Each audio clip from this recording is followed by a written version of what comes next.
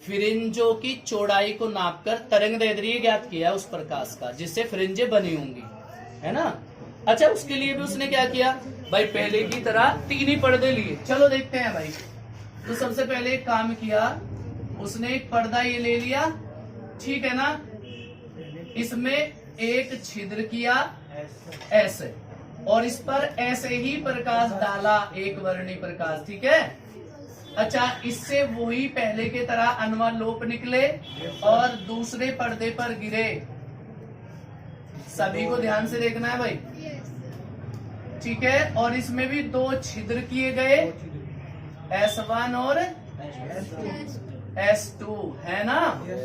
अच्छा, जब ये प्रकाश इससे निकला तो इससे द्वितीयक तरंगे निकली, है ना।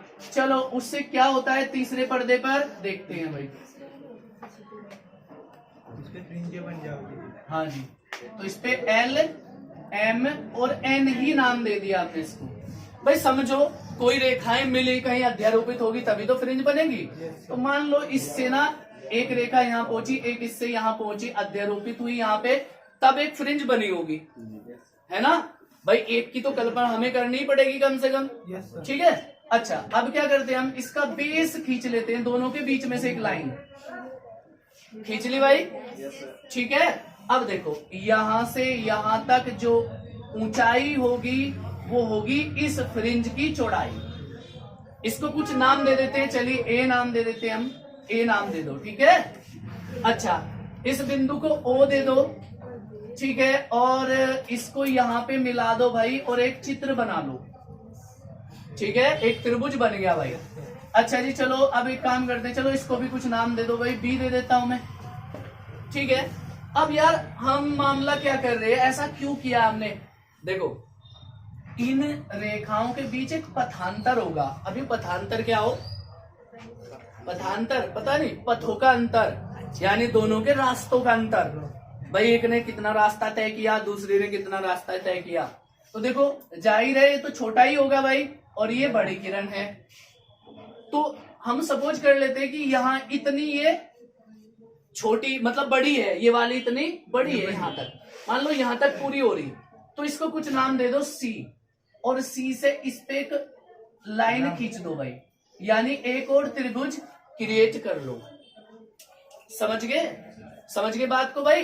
क्यों किया है भाई, क्योंकि ये तरंगे इस पे और इस पे डिपेंड करती हैं, ठीक है। अच्छा, अब क्या करते हैं हम, यहाँ पे कोई कोण होगा तो उसे मान लेते हैं थीटा है, ठीक है। कोई कोण होगा तो मान लेते हैं हम थीटा है, तो इसका भी कोण क्या होगा, थीटा, जितना इसका इतना ही इसका। अच्छा देखो, ये जो त्रिभुज, ये जो क्रिएट हो रहा है त्रिभुज, इसका बेस त्रिभुज ये होगा, यानी ओ ए बी, बेस त्रिभुज ये होगा, इसलिए मैंने डॉट डॉट करके खींचा इसको, ठीक है। अच्छा, अगर मैं इसको लिखना चाहूं तो पथांतर कितना बैठेगा यहां से, पथांतर देखो यहां से बैठेगा S2C बराबर S2A माइनस कितना भाई, S1A। यार ध्यान से देखो, पथांतर कितना है, हमने देखा पथों में अंतर इतना है भाई, इतना फालतू चलिए तो इतना ही तो अंतर है इसमें। अब वो किसके बराबर होगा, इस सारी की सारी डिस्टेंस में से घटा दो, मतलब ये समझो, मान लो ये 10 मीटर चली और ये 5 मीटर चली, तो अंतर कितना रहा, 5 मीटर का, है ना। और वो कितना रहा, ये वाला, जितना भी डिफरेंस दिखाई दे रहा है हमें, ठीक है। तो इसका वैल्यू हमें, यानी S2A का वैल्यू ये निकल के आ गया, ठीक है।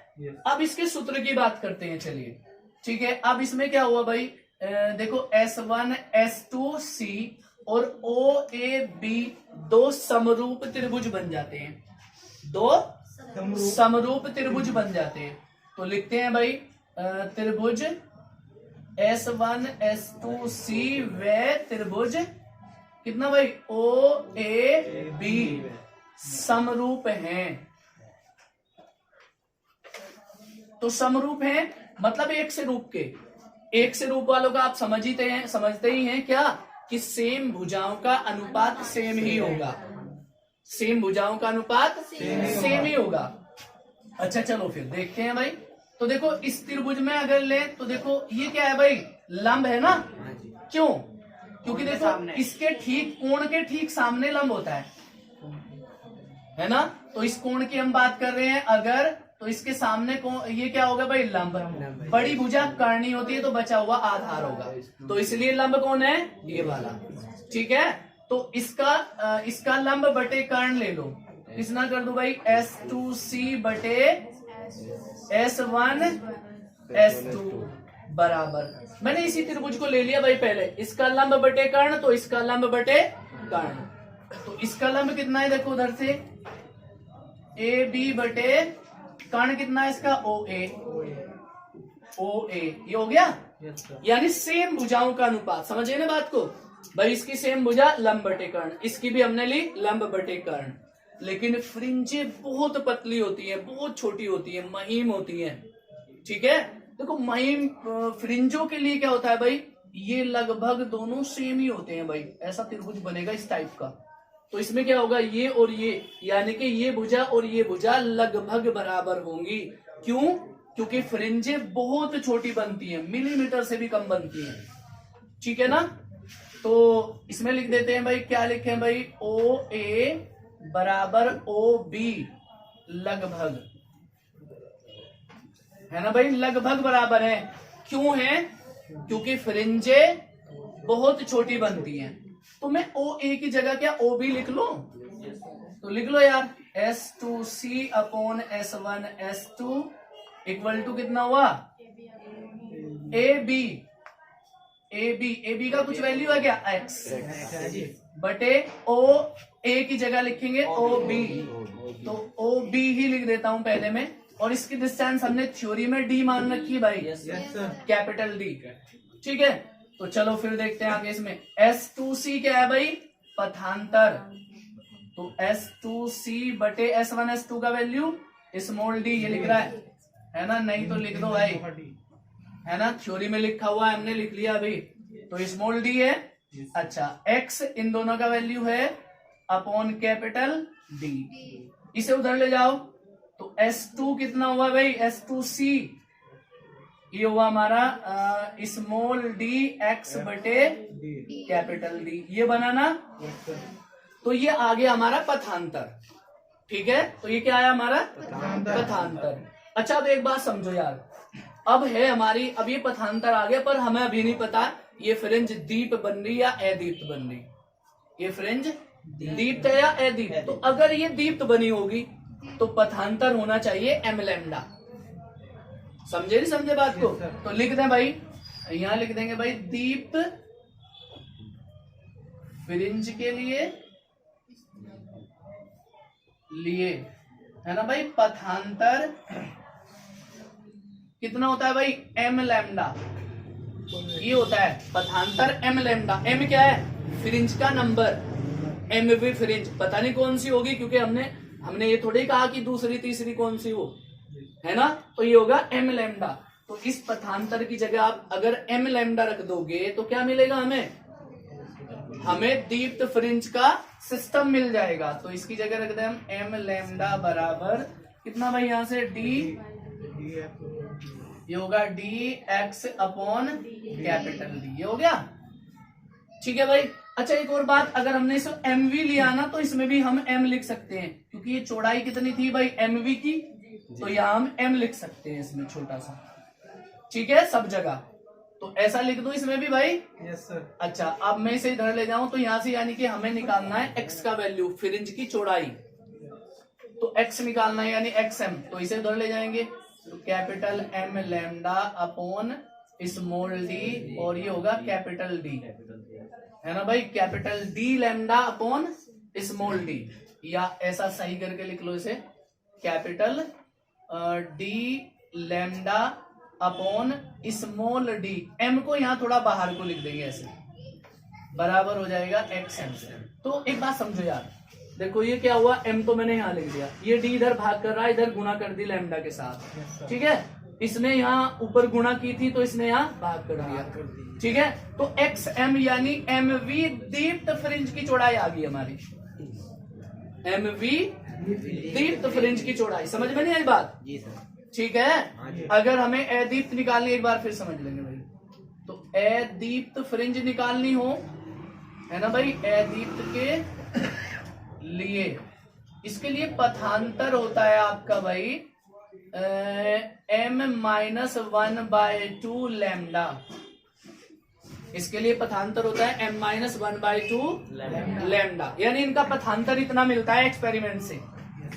ठीक है, तो भाई अगर हम पथांतर की जगह ये रख दें ये वाला वैल्यू, तो फिर हमारा क्या निकल जाएगा, mv अदीप्त फ्रिंज, mv अदीप्त फ्रिंज।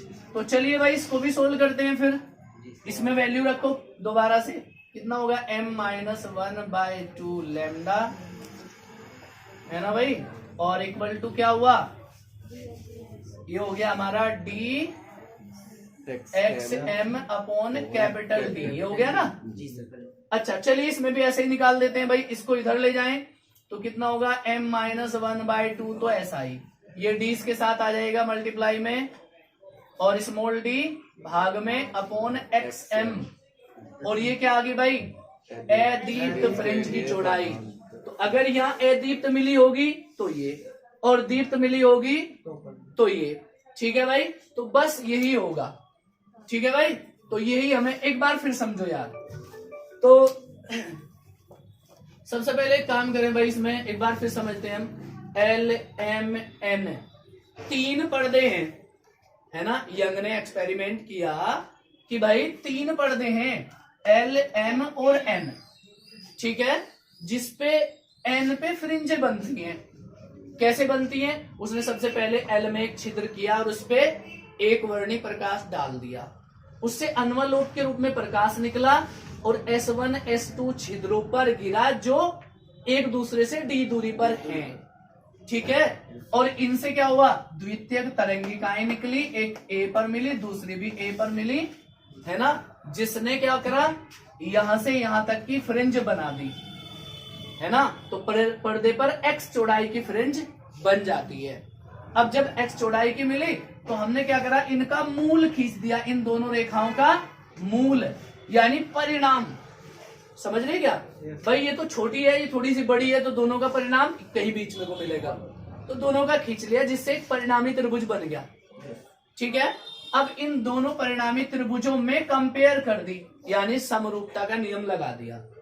ठीक है, तो देखो पहले तो हमने पथांतर निकाल लिया था भाई, ये वाला है ना, ये वाला, यानी इन दोनों किरणों का अंतर पथांतर होगा। तो बड़ी किरण की लंबाई में से छोटी की घटा दी तो कितनी मिली, पथांतर, और पथांतर कितना है, S2A, है ना। तो S2A तो ऐसे आ गया। फिर हमने इन दोनों में समरूपता का नियम लगाया, जैसे हम लगा रहे थे भाई, ये समरूपता का नियम लगाया। तो देखो इसका लंब बटे इसका लंब ये है ना, समझे ना साहब। Yes sir. क्योंकि देखो इस कोण के ठीक सामने लंब होता है, तो लंब यही है। ठीक है, बड़ी भुजा कर्ण है तो कर्ण ये है। ठीक है भाई, तो ये बटा ये, यानी लंब बटे कर्ण। इसमें भी ऐसा ही कर लेते हैं, लंब बटे कर्ण। ठीक है, तो लंब बटे कर्ण, ऐसे दोनों त्रिभुजों की हमने सेम भुजाओं का अनुपात बराबर रख दिया। ठीक है, फिर हमने देखा कि OA बराबर है OB के लगभग। क्यों है, क्योंकि ये फ्रिंजें जितनी होती है बहुत छोटी होती है, mm में होती है भाई, 0 कुछ mm, तो बहुत छोटी होती है, इसलिए ये लगभग बराबर होंगी भाई। ठीक है, और ये लगभग बराबर होंगी तो OA की जगह मैंने OB लिख दिया।